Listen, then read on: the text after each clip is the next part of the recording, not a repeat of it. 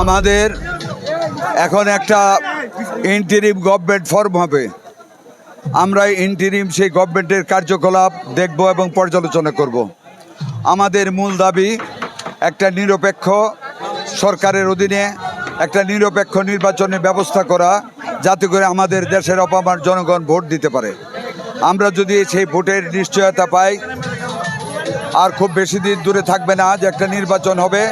আমরা এখন থেকে সেই নির্বাচনের প্রস্তুতি নিব। আমাদের নেত্রীর মুক্তি হয়েছে, আমাদের এখন আমাদের নেতা তারেক রহমানকে আমরা বাংলাদেশে আনবো।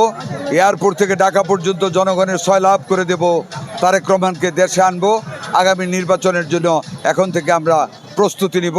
জনগণের জানমাল যাতে নষ্ট না হয়, কোনো সন্ত্রাসী কার্যকলাপ যাতে দেশে না হতে পারে, আমরা সেই দিকে লক্ষ্য রাখবো। আমাদের নেতা তারেক রহমান সাহেবের সেটাই নির্দেশ।